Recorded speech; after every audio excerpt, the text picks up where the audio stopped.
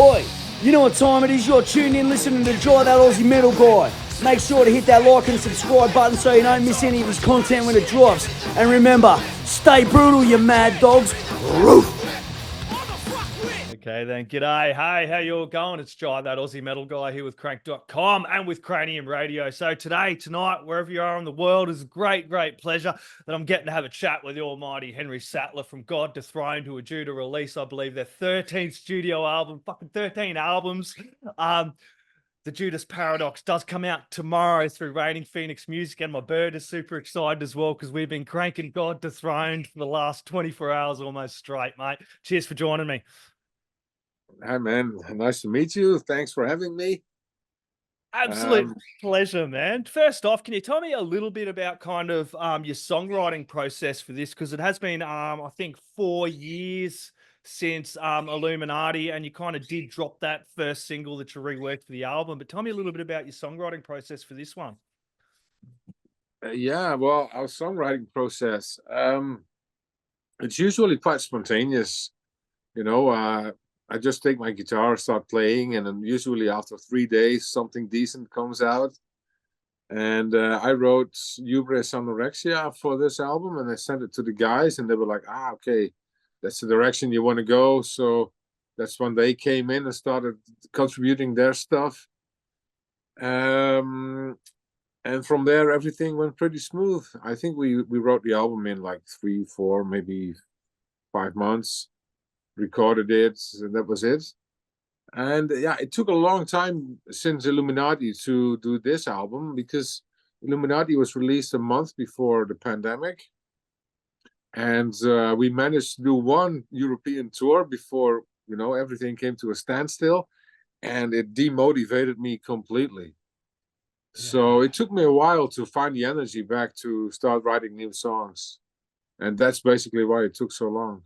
Oh, damn straight, because that Illuminati, that did drop that 2020, and fuck all after that happened. So that definitely would have been a demotivator for you, because the state of the fucking music scene at the moment, playing live off the back of an album is a huge part of it. So not being able to play that album live would have really sucked, you know what I mean? Getting that one performance out before it, yeah. That was terrible. It was really terrible. It's the worst timing you could ever imagine, and it happened to us and many other bands. And it's just terrible, So we're going on tour in a couple of weeks, and we feel like we have to promote 2 albums instead of 1, because we also have to promote the previous one. So we're gonna mix them up a little bit in the live set. Yeah, well, since you mentioned it, I'm just going to quickly share the poster for that tour you do have coming up as well, with Batushka, Optimus, and God yourselves as well, which is going to be bloody unreal set of shows. How do you pick out some of the tracks you're going to play, like off of, like, because this album is absolutely unreal, man. You must be keen to rip out a few tracks off of this one. Which tracks are you really keen to get out there and play live, and how are you going to pick between the 2 albums? Because you didn't get to do much on the first one. It's terrible. I mean, we're going to play the title track, of course. We're going to finish the show with the title track. That's the plan. Yes. We're going to play Asmodeus because it's just a killer song. We're going to play Red Kingdom. It was first single. Awesome song. We're going to play Hubris Anorexia, which is the other more extreme song on the album. And we're going to play... the Hangman. We're going to play the Hangman. The Hangman is the latest single as well, man. That's a rip. This whole album, man. It's hard for me to pick a favorite off it. That's the thing about listening to whole albums. Tell us a little bit about that latest single, The Hangman. Yeah, it was. It's based on a tarot card, the Hangman. How simple can it be, Because it's album number 13. I always want to stay original and do things I haven't done before. And I was like, what shall I write about this time? So I thought, let's pick a tarot card and write something about that. And that's how the Hangman came about. And so it's that's what it is. And the song itself is really catchy. It's a headbanger. It's got great guitar solos by Dave, our lead guitar player. And it's almost like Dave Murray has joined God Dethroned on that song, when you listen to the guitar solos. So that's beautiful. And yeah, super catchy song. So it should be in the live set.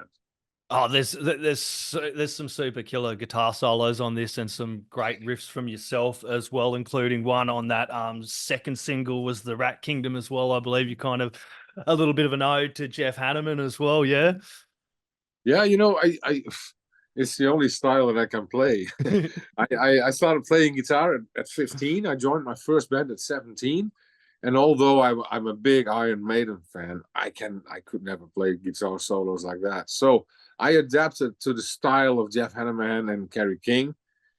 And I'm leaning a little bit more towards Jeff Hanneman's style of playing. So I play that kind of guitar solos myself since I'm 17. Yep. And I got really good at it. I stuck to that style. So, but I never pointed it out in a press release. And I felt like it was time to pay homage to my great hero Jeff Hanneman for inspiring me all those years to play guitar solos like that. And the God Dethroned fans know me for guitar solos like that, but I guess there's a lot of people who've never heard about us. So I'm just saying, if you like that kind of stuff, then listen to some of the new songs. Oh, definitely, and jump back into some of the older stuff as well. You guys have been around since 1990 as well. How do you retain that motivation and that drive to keep pushing on? Because you could stop out and just go, hey, look, and we've done so much already, but you just keep creating these amazing pieces of work as well. And this album, the Judas Paradox, is an absolute ripper. Yeah, the thing is, I like playing in a band. I like playing music. I like being creative. So that's why we continue to play. And this is something that's in my blood. To go on tour and meet new people, have a good time. That's something I like to do. And it doesn't matter if your band is big or still underground, like we are. We're still an underground band, and it's all good. And I just want to have a good time. It's as simple as that. Exactly. Tell me a little bit about the Judas Paradox. That is the title track of the album as well. And I really dig the themes of this as well, because it's something I've always banged on about as well. Kind of tell me a little bit about this track. About the Judas Paradox. Yeah.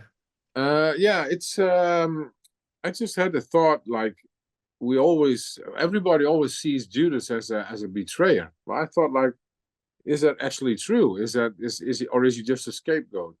So I wanted to write a song about that. And usually when I write lyrics, I do some research.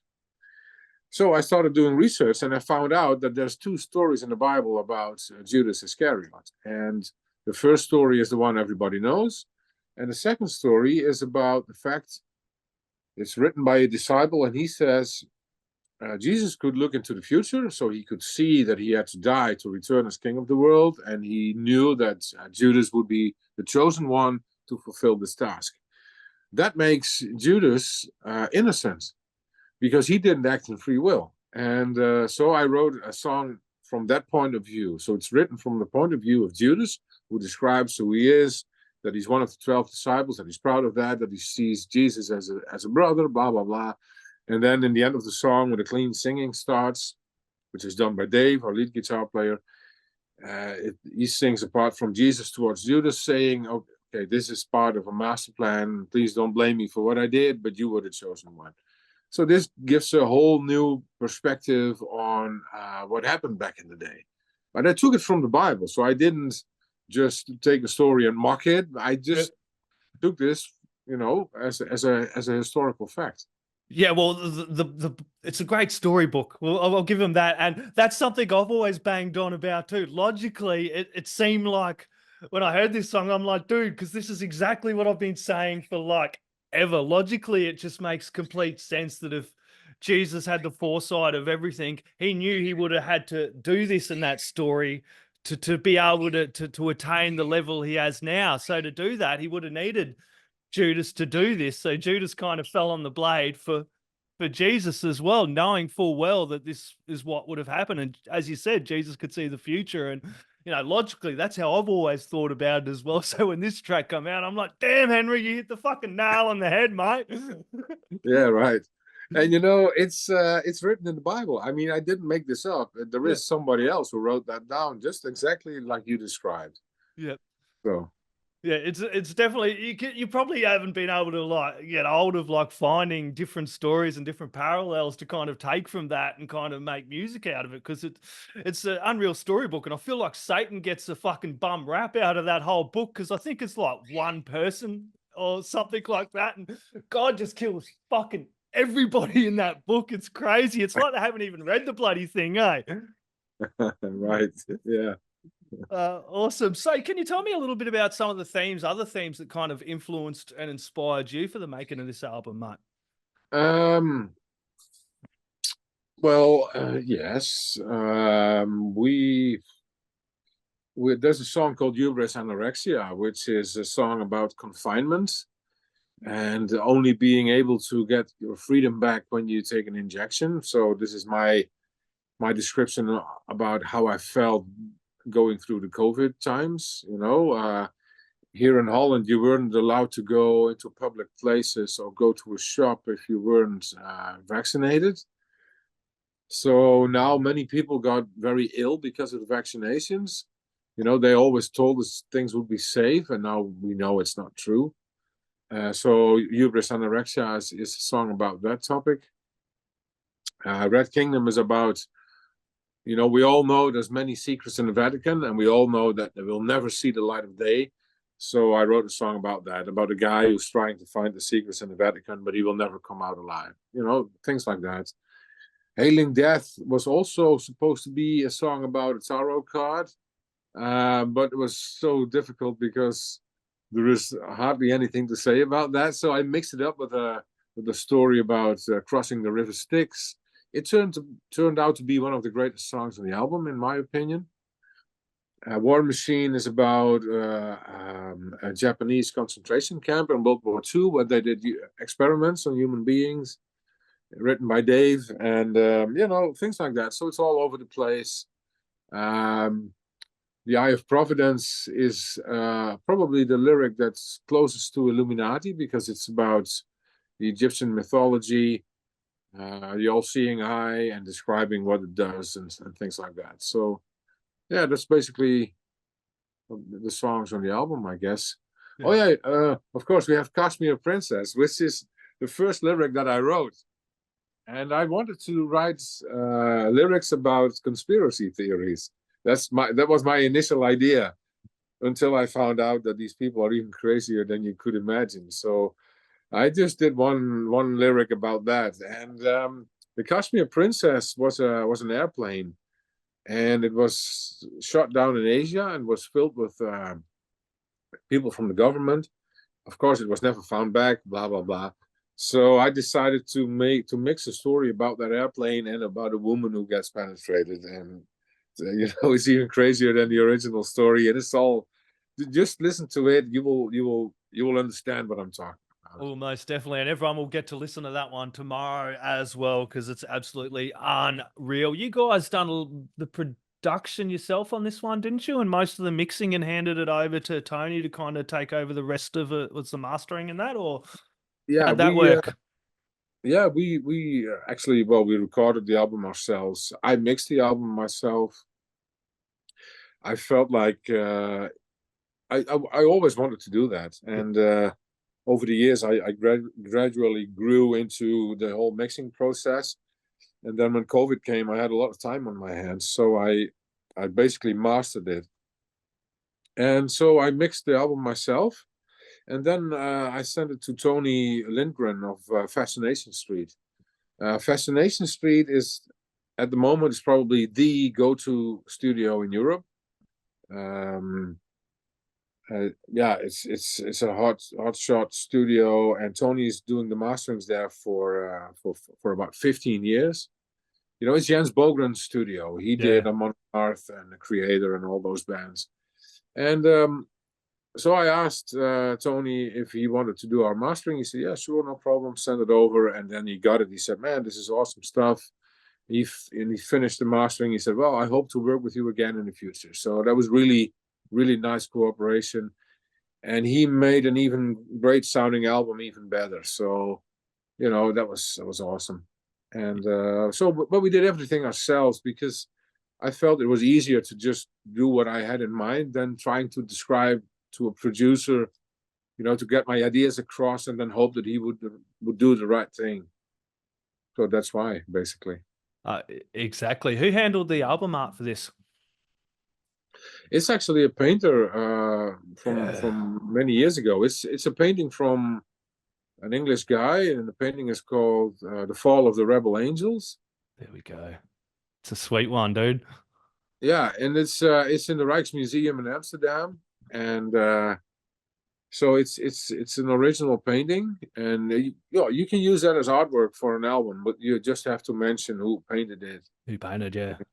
And that's it. So it was easier to use existing artwork because it fits so well to the music and the image of the band, instead of trying to get something new. And this was just perfect. Yeah, it does fit perfectly for the album as well. I know you guys are flat out playing all over Europe, and you're probably going to get asked by every single media dude tonight from Australia. What's the chances of you guys kind of getting down under in 2025? Any promo, PR, booking agents watching this, get onto it? Oh yeah, we would love to come over to Australia and New Zealand. We have never played there before. Yeah. Yeah, it would be awesome if we could make it next year, somewhere next year. So we'll see what happens. Would be awesome. Yeah, how's that though? You probably didn't think about it much till man, you've been around since 1990 and still haven't been able to play in Australia, and so much has changed. I bet you it's something you all really want to tick off your bucket list there. Yeah, it would be great. I mean, but going there is so bloody expensive. Expensive. I know, and that also comes back to the state of the music scene as well. Like, I know everybody's all fucking stream it, but for me, like, the merch you guys have is absolutely fucking sick. The vinyls look sweet. That artwork looks really good on the shirts as well. It comes back to fans supporting, and I know it's great to get all these streams, but going out and actually buying these albums as well and supporting the bands that way. Crank up the streams, crank the fucking hell out of it, stream it down your country so they can see where the numbers are going, but also go out and buy the album, because that kind of shows where the support is for each country as well, and kind of gives you an indication of where you're going to play. Yeah, exactly. And nowadays most of the stuff is being sold at shows. Yep. People have to bands are surviving on merch sales nowadays, basically. Streams are important, but don't bring in a lot of cash. No. It's just was that. And luckily, the metal scene is still a scene where people want to have the original CDs, vinyl, artwork. Yeah, we still go and buy vinyls and stuff like that. You know what I mean? That's the one good thing about the metal community. We still do it, but there's a streaming cycle. You've been around for like so long in the music industry, and I have asked this a few times with other artists.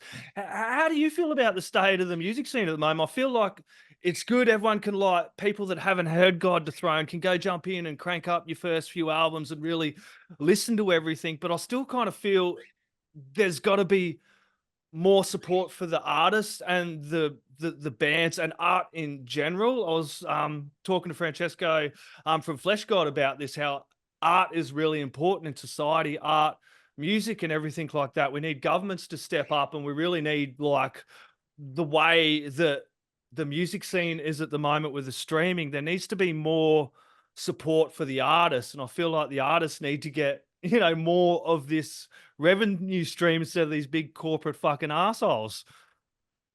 Yeah, but the governments are not going to take care of that for us. Yeah. We noticed that through COVID, didn't we, Henry? Yeah, exactly. And nowadays there's no money, especially here in Europe. All the money goes into the war with Russia. We're supporting Ukraine, obviously, but we're bleeding dry. And after COVID, things, prices went up by 15% at least. So everything's super expensive. Also, ticket prices for shows are through the roof. over here at least. And yeah, And they- so there's not a lot of money left to buy stuff from bands or albums or whatever. That's a big problem at the moment. Yeah, it is making it tough, but that's why it's important to whenever you know your favorite band is playing in the area to get along, grab a ticket, and kind of support your music scene in your area as well to keep a strong local thriving scene, so these other bands can kind of come in. Have you, mate? I'm gonna jump back into the album. Have you got a favorite track off the album? I know it's like picking a favorite child, and week to week it's going to change. But this week, what's your favorite track off the album and why? I this week I'll choose Hubris Anorexia because it's well, it's a great song. It's a very intense song. It's not a very long song. It's like 3.5 minutes only, and it's got everything. It comes in blasting, and then it goes to really, great riffing, death metal riffing. There's an epic middle part. There's great guitar solos in there. The song has got everything, and it's just crammed into 3.5 minutes. I think it's one of the best songs on the album. Yes, it's an absolute ripping one. You heard it there, people. Everybody go out, grab the Judas Paradox. Everybody chuck some God Dethroned in your stereo. Crank it up really bloody loud. The neighbours are going to want to hear it too. Henry, any last words, shout outs, thank yous, or anything else you'd like to add in there, my friend? I'd like to thank everybody who supported the band over all these years. Thank you very much. Check out the new album. I think it's a great one. So get a chance to take a listen. And hope to see you next year somewhere on tour in Australia. That would be awesome. Awesome. Thank you very much, mate. You have a lovely evening. Cheers. Oi, you're tuned in to Jai That Aussie Metal Guy, so make sure to hit that like and subscribe button so you don't miss any of his sick content. And remember, stay brutal, you legend.